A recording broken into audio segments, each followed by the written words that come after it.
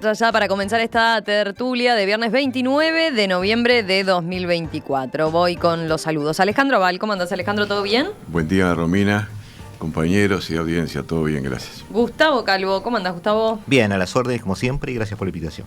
Marcia Collazo, ¿todo tranqui, Marcia? Hola, ¿cómo están todos? Un placer estar aquí. Y Juan Grompone. ¿Todo bien, Juan? Buen día para todos. Vamos al primer tema que vamos a discutir en la jornada de hoy. La revista británica The Economist dedicó esta semana uno de sus editoriales a la victoria de Yamandu Orsi en las elecciones uruguayas. En la nota se valora, como ocurrió en otros medios internacionales, la tranquilidad con que se toma en nuestro país la alternancia de partidos en el gobierno y la ausencia de discursos extremistas. Pero, el grueso de la nota está dedicada a plantear una alerta por la falta de propuestas que sacudan el statu quo. Cada vez más Uruguay demuestra no solo los beneficios de la estabilidad, pero también sus límites como estrategia de desarrollo, dice el texto. Si bien destaca la estabilidad macroeconómica y las coincidencias que al respecto hubo entre las dos candidaturas que disputaron el balotaje, la revista señala que en Uruguay parece haber una falta de sensación de urgencia con respecto a problemas estructurales. Apunta, entre otras cosas, y recuerda el poco crecimiento del PBI per cápita en los últimos 10 años, a que la pobreza, dice, lleva una década estancada en alrededor de 10% de la población, a los problemas de seguridad y las altas tasas de prisionerización en relación a otros países, y a que aproximadamente la mitad de los estudiantes del país abandonan prematuramente el liceo. The Economist dice, enfrentados con problemas serios en crecimiento, educación y crimen, los partidos políticos deberían ofrecer más que versiones de más de lo mismo con gusto a derecha o a izquierda, dice el editorial, que plantea además la necesidad de ambición y radicalismo de tipo centrista.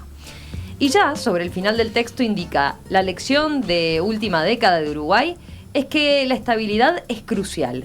También que la estabilidad por sí sola no es suficiente.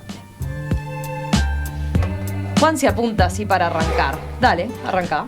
Sí, yo estoy de acuerdo del principio al fin y aún más.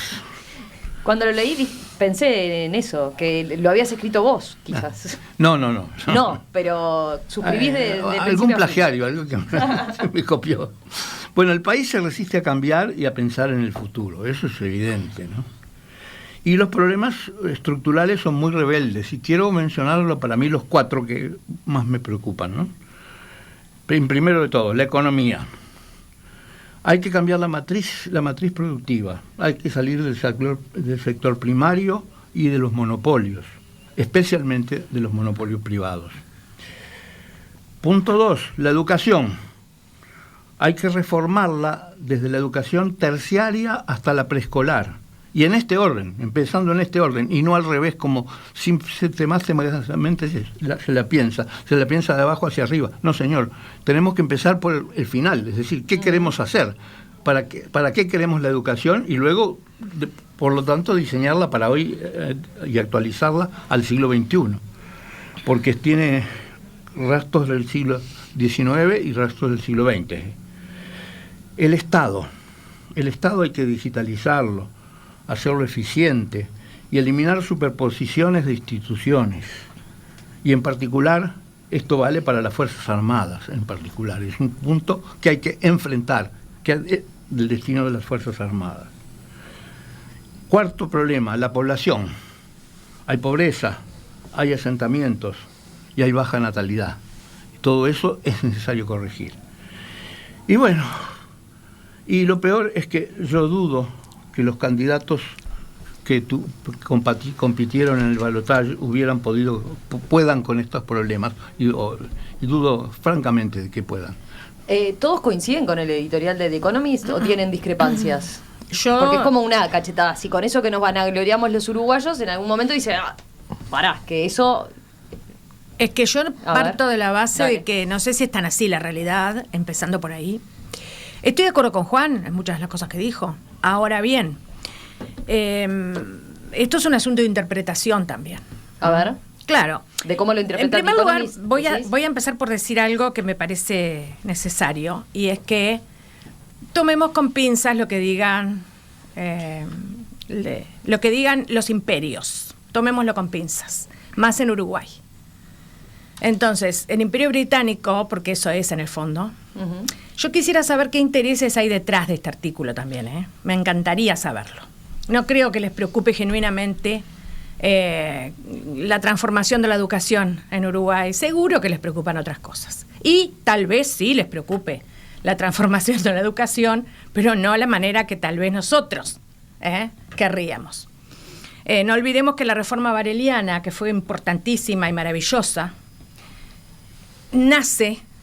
obedece a un impulso que no era tan filantrópico. Obedece al impulso de formar gente preparada para ser tenedores de libros, para la contabilidad, para todo aquello que forma parte de la modernización en este país, pero asociada al capital extranjero. No, eso no hay que obviarlo, y eso es así, si nos preocupamos de investigar. Entonces, el primer punto, cuidado cuando vienen estos leones, ¿no?, a decirnos, a darnos recetas, porque en el fondo nos están dando recetas. Yo voy a citar una frase que dice que enfrentados con problemas serios en crecimiento, educación y crimen, los partidos políticos deberían ofrecer más que versiones de más de lo mismo, con gusto derecha o izquierda. A ver, yo no creo que esto sea verdad. No me parece que acá haya sabor izquierda chocolate y derecha vainilla.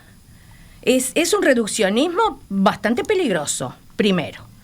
Y segundo, tienen razón en algunas cosas. Por ejemplo, en lo de crecimiento, educación y crimen tienen razón, pero no necesitamos que nos vengan a decir eso ellos. A ver, ¿los demás?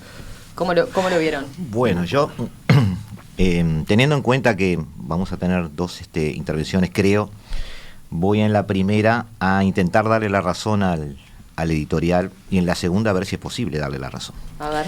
Porque también el editorial me parece que tiene esas dos caras. Parece muy lúcido. Hay muchas obviedades. Y da recetas desde Londres. Es muy lejos. Entonces, vamos a empezar a pensar que está bien. Es cierto que debemos desarrollarnos. Debemos desarrollarnos en un país, habla del PIB per cápita, creo. Sí. Hace referencia a que no ha crecido y bueno, debiera crecer, porque cada vez tenemos menos población. Así que si no ha crecido es porque el PBI no ha crecido realmente casi nada.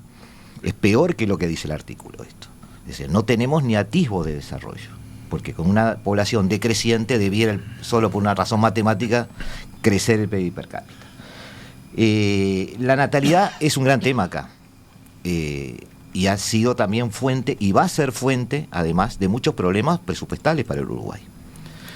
Todas esas cosas son piedritas en el camino del desarrollo o la intención de desarrollo. Es cierto que tenemos partidos políticos que no han innovado, o parece que no innovaran, y parece que se cayeran pocas ideas. Yo en eso coincido. No voy tanto al tema de derecha o izquierda, porque me parece que hay un horizonte bastante plano ahí. Todos los políticos uruguayos parecen estar como constreñidos en una serie de recetas y no poder salir de ahí, que es lo que quiero ir en la segunda intervención. Yo me hice una grafiquita acá, desde el año 2021 ya empezaron a hacer más las defunciones que los nacimientos. Todos sabemos que tenemos que, para desarrollarnos, diversificarnos, porque además las recetas las tenemos. Esto está muy sobreanalizado acá en Uruguay. Infraestructura y conectividad, innovación en políticas fiscales, crear zonas francas enfocadas en servicios de manufacturas avanzadas. No estoy de acuerdo con Juan en esa mudanza de un sistema productivo al otro. Para mí los países hoy, en 2024, tienen que poder hacer las dos cosas. Y las dos cosas muy bien. El gran ejemplo es Noruega, que ha invertido miles y miles y miles de millones en sacar petróleo para no usarlo, porque solo lo vende, porque su sociedad está volcada hacia las energías renovables. Y lo ahorra. Y ahorra el dinero. De acuerdo. ¿Ya? Entonces, si nosotros tenemos una industria agroganadera que ha sido la que nos da de comer, debiera exportar el doble. Pero también debiéramos tener una industria de software muy poderosa. Y una cosa no quita la otra. Pensamos en ese sentimiento binario de pensar a mí, no me cierra a mí, por ejemplo. ¿Ya? Ahora, ¿cómo solucionamos esto? ¿Cómo se atan estas dos moscas? Y bueno, acá creo que Juan va a estar de acuerdo conmigo. Si yo tengo poca gente y necesito producir más, tengo que automatizar. Tengo que automatizar todo. Desde el peón que crea el alambrado, ya no habrá más peones, porque los alambrados ya se instalan con máquinas, no con peones, hasta el que maneja la grúa en el puerto. ¿Qué fue lo que hizo China hace 2 años en su plan quinquenal número 14? Automatizó todo, desde el portero de una escuela hasta el tipo que lanza los misiles. Todos pasaron al chip de última generación. o a chips de los baratos que se pudieran comprar, no importa. Ese salto lo necesitamos tener. Y lo necesitamos tener, como dice Juan, y estoy de acuerdo con él, con gente que ya en 24, 30, 40 meses pueda empezar a manejar eso, y es gente que está a nivel terciario. De acuerdo que hay que invertir en un chico de 8 o 9 años, pero tenemos una urgencia. Y no parece que entendiéramos esa urgencia. Alejandro, ¿vos cómo lo viste el editorial? ¿Qué te pareció? Da pie para ponerse a pensar y también hablar como estamos hablando nosotros. Creo que objetivamente no es todo lo adecuado lo que se dice ahí. ¿No? No. ¿Con qué discrepaste? No, porque digo, algunos de los datos que presentás son datos muy discutibles, por lo menos. En cuanto a los temas que ciertamente parece que no están en consideración pública importante en este momento en Uruguay, bueno, algo de lo que dijeron los compañeros antes, ¿no? ¿Verdad?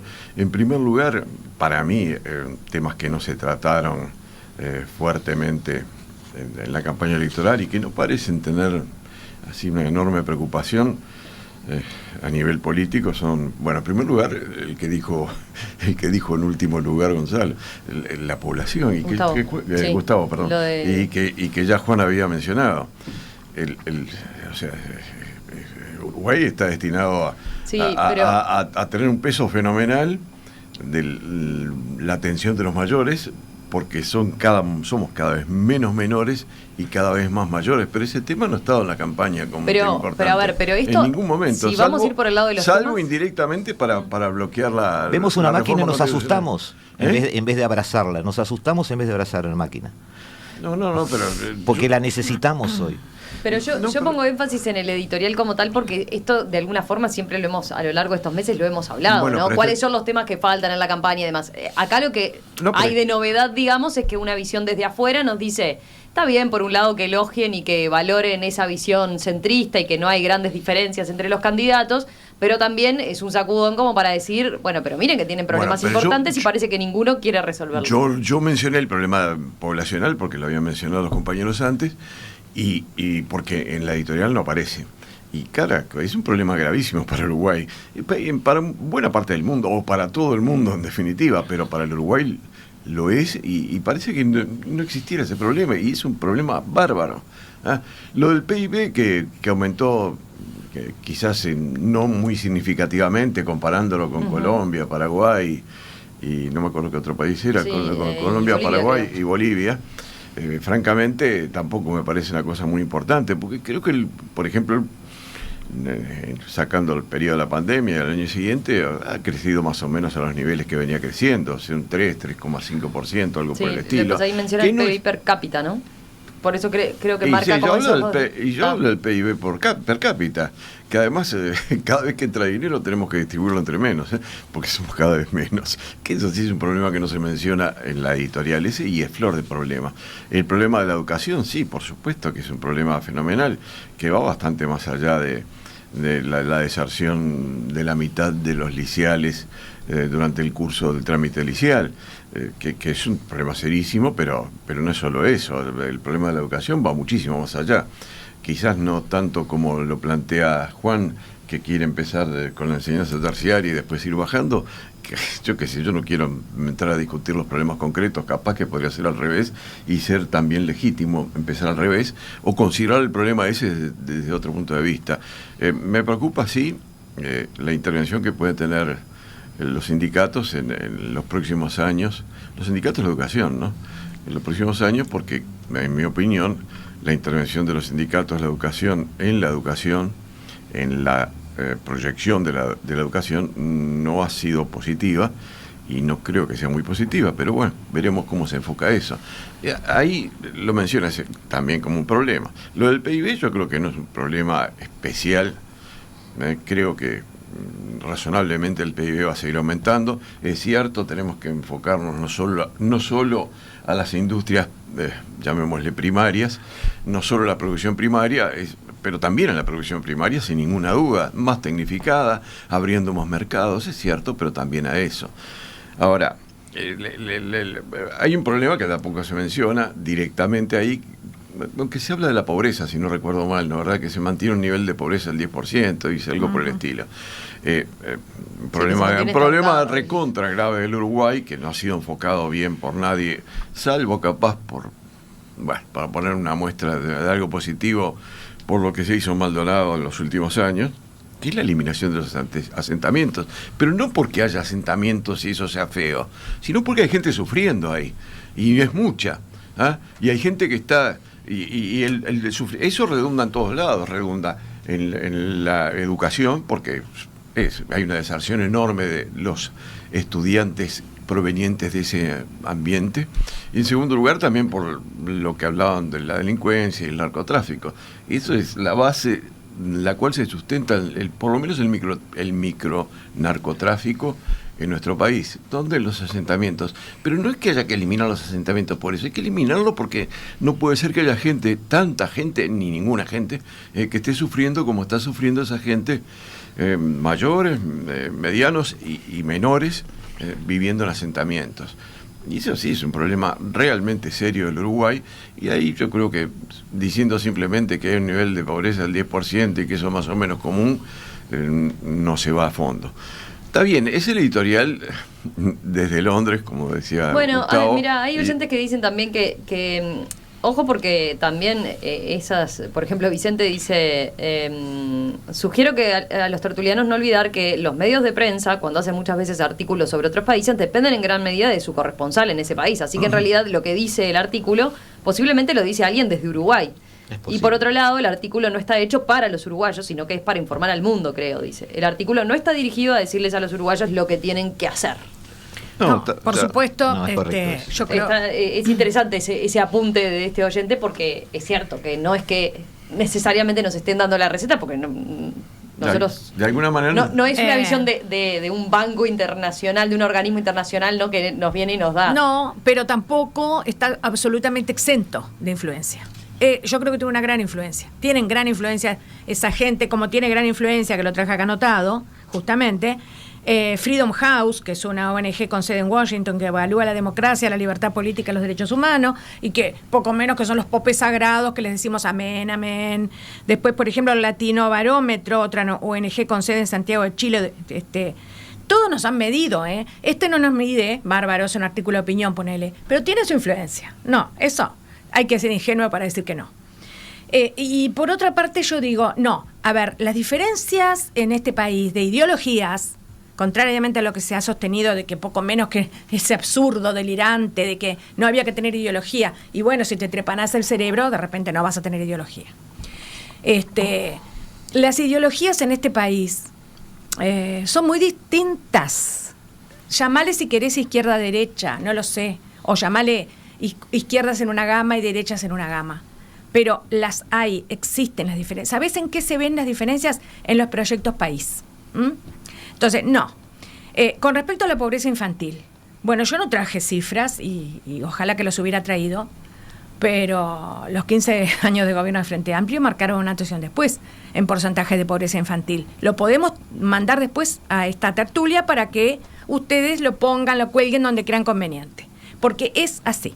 Por otro lado, el primer progresismo que hubo en este país importante fue el de Valle, de José Valle Ordóñez, el primer vallismo, ¿no?, que duró de 1903 a 1933, 30 años. Murió con la dictadura de Terra ese primer vallismo.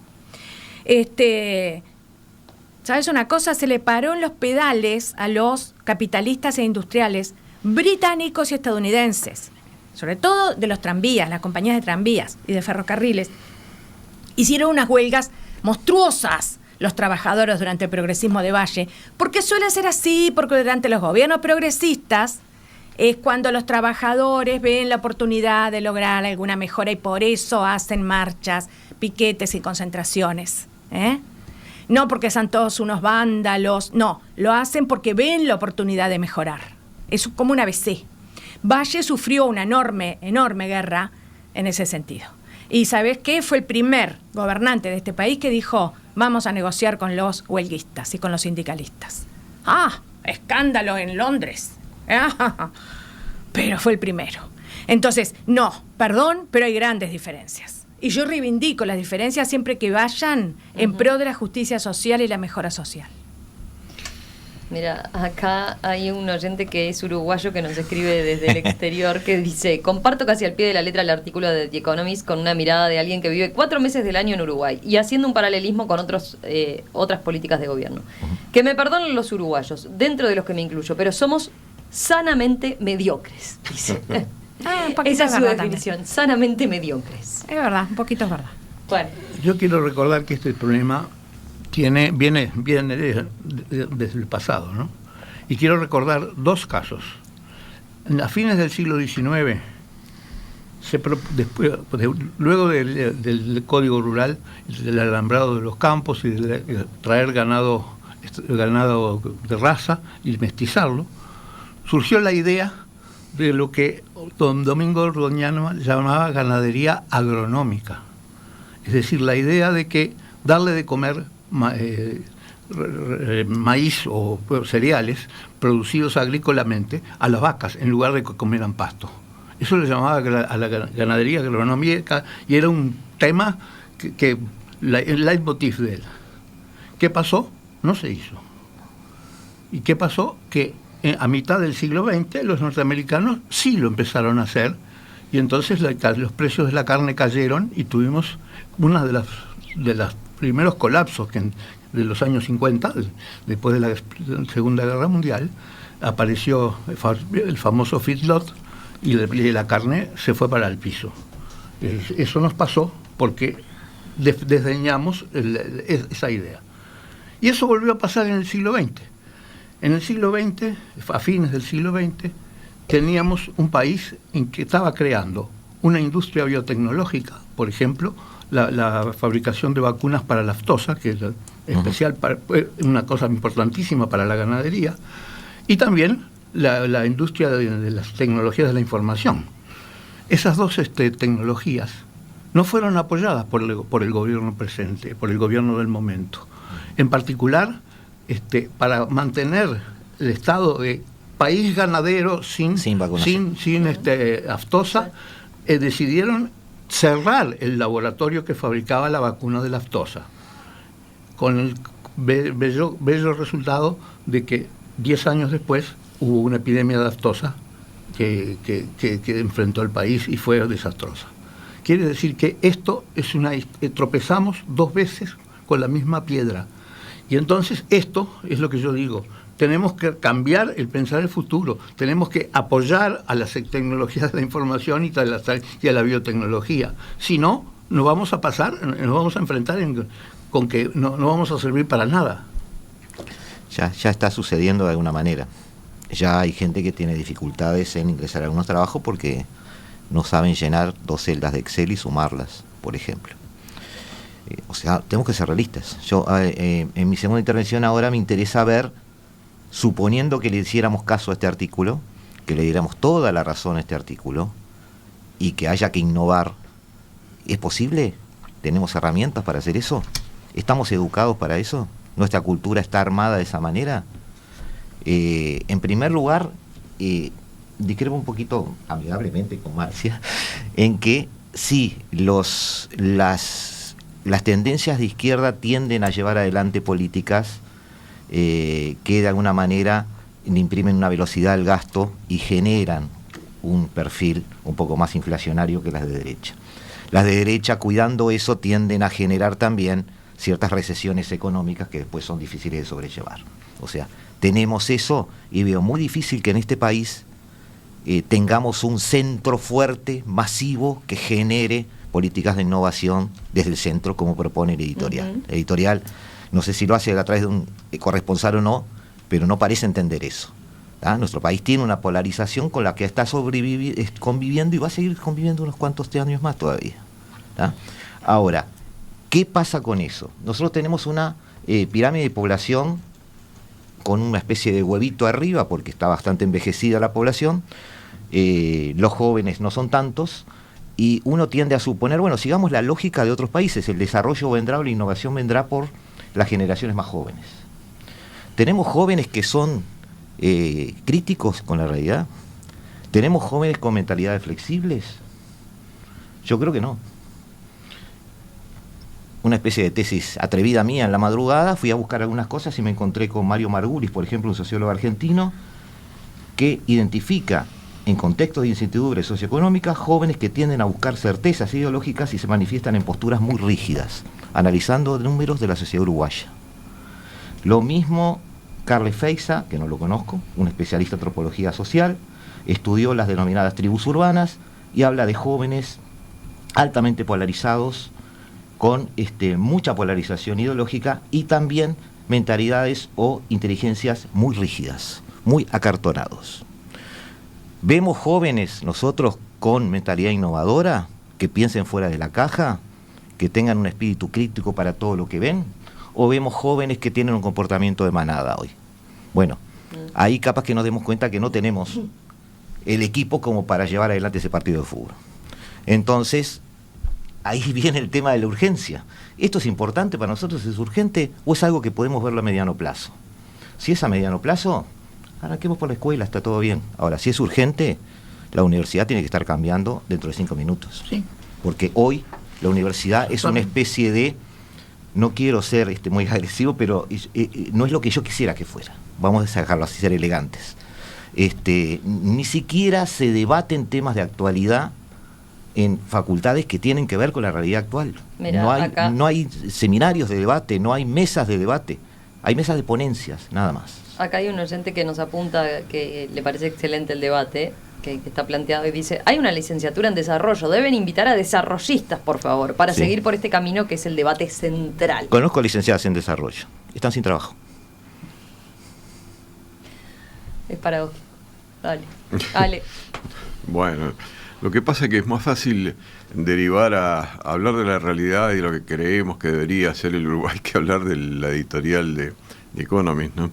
En realidad la editorial de The Economist, que era el objetivo central de la tertulia de hoy, se está desvaneciendo un poco. No, pero es el detonante, es el disparador. Bueno, lo interpretaron por distintos lados. Claro. ¿no? Lo que pasa para que, eso la leemos. Para Juan fue pero el disparador, tenía pero algo el tema. de decir, bueno, acá estamos discutiendo de lo mismo que discutimos tantas veces en campaña, ¿no? Los grandes temas ausentes, los problemas que tenemos y cómo nadie plantea algo distinto. Pero sin embargo acá editorial condensaba todo, pero además, diciendo Romina, pero en esta el campaña, elogio y por otro lado decir, ustedes Romina, quieren quedar en ese estatus que quo. además tú sos periodista, tuviste en varias campañas, que en esta campaña en particular ninguno de estos temas se discutió a fondo, ninguno, de ningún lado. No, es verdad. Es deprimente eso. No, incluso hasta el tema, los ingleses el se que preocupan. planteaste tú primero, ni se mencionó. El problema poblacional del Uruguay. Yo no oí que nadie con una mínima relevancia en los debates electorales hablara de eso. Y sin embargo es un tema crucial, ¿no? Porque además es lo que define cómo se debe seguir procediendo. Tú decías, vamos a tener mucho más viejos y mucho menos jóvenes. A esos menos jóvenes, ¿qué le estamos dando para...? ¿Qué tipo de jóvenes tenemos? Yo conozco ¿Qué jóvenes... lastre les ponemos en los hombros? Yo conozco jóvenes, Gustavo, conozco muy cercanos, jóvenes, muy jóvenes y muy cercanos, que no están en lo que tú planteabas, que es la media del No, yo también. Mira que me muevo todos los días en un entorno también, muy creativo, pero también me da la sensación, voy a los números. Me da la sensación de que son casi excepciones, ¿no? ¿Verdad? Que realmente no... ¿Y qué tiene que ver eso? Y tiene que ver con todo. Tiene que ver con la educación, tiene que ver con el ámbito familiar que dirige la atención hacia una nueva manera de ver el mundo. Y tiene que ver por supuesto con la educación formal, tiene que ver con la escuela, con la secundaria, con el liceo. Yo veo en algunas escuelas, algunas públicas me han comentado, alguna privada, que en escuelas primarias, que están transformando muchísimo la educación, no por los grandes debates sobre la educación a nivel político, sino transformando la práctica, y muy bien. Y muy bien, no puedo entrar a detallarlo ahora porque quizás sería poco apropiado que alguien que está mirando afuera salga a hacer un comentario a fondo del tema, pero les están cambiando muchísimo la manera de instruirse, incluso en el liceo, ¿no? Ahora, ¿está extendido eso? Me parece que no está extendido. Me parece que son lugares muy concretos, como decía, algunos públicos y algunos privados, por lo menos los que yo tengo conocimiento, que realmente están cambiando enormemente la atención a la clase de formación que le están dando a los niños. y a los niños y quizás a los jóvenes. Ahora, a nivel universitario, bueno, alguna experiencia sé que existe, no la voy a mencionar para no hacer propaganda de ninguna, alguna, pero no es algo generalizado. La enseñanza universitaria sigue teniendo más o menos los mismos carriles que tenía cuando nosotros éramos estudiantes en la universidad. Digo, no veo que haya cambiado manifiestamente. Ahora 50 años después. Ahora tenemos, está bien, tenemos el Zoom de vez en cuando, internet, pero eso son Si Ali y Marcia me permiten 10 segundos, quiero salvar algo. Yo soy docente, me muevo todos los días en un entorno creativo y yo me considero un privilegiado por donde estoy trabajando. Me estaba refiriendo a los números que veo, por ejemplo, en la cuenta general 2022 de infancia y adolescencia, que tiene números que espantan. Entonces, esa juventud es la que va a ponerle la cara a toda la tormenta que se viene. Y esa poca juventud, enlazando con el primer tema, porque cada vez somos menos. Un dato tonto, pero hay escuelas públicas y privadas que han cerrado porque no tienen alumnos.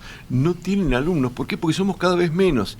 Y nadie, yo no veo que nadie, salvo así casualmente nosotros acá en la mesa y cosas por el estilo, que nadie ponga el acento en que ese es un problema que hay que abordar, ¿no? Realmente es así. Porque ustedes dirán, la natalidad, sí, la natalidad, ¿cómo se soluciona? No quiero entrar en eso ahora, porque además no hay recetas mágicas, pero uno podría tener ideas, o quizás las tengamos, pero es un problema central. El viernes pasado hablábamos de eso y Gonzalo decía que no era un problema, ¿te acuerdas, Romina? No, eso no es un problema. Para mí sí es un problema, y es un problema muy grave de buena parte del mundo, por supuesto, en algunos lugares gravísimo, y Uruguay entra casi en los gravísimos, ¿no, verdad? Somos los peores en índices de natalidad después de Chile, que tiene ya uno bajísimo. ¿Qué ibas a agregar, Marcia? No, yo iba a agregar que no olvidemos que tenemos dos de los problemas más comunes a toda América Latina, ¿no? Que son el crimen organizado, los tenemos, y crecientes tasas de corrupción o crecientes señas de corrupción. Esos dos problemas están instalados. De repente, bueno, tenemos una inestabilidad política mucho menos acusada, obviamente, que otros países de América Latina, pero eso no nos tiene que hacer dormir en los laureles de nada, porque acá no hay laureles de nada. Y para cerrar, la educación es un tema que a todos nos convoca, pero tenemos que abordar el tema de la educación con responsabilidad, con seriedad, con profesionalismo, con compromiso, y sin caer en los desbordes derechistas, que últimamente hemos caído a través de lo que dijo, yo no puedo evitar decirlo, el senador Manini Ríos, que habló de un nido de comunistas en la educación. Bueno, a ver, eso es atentar contra la democracia, señoras y señores. Y me parece que la educación es algo que nos compete a todos, que nos interesa a todos y que tenemos que abordarla con responsabilidad y con diálogo.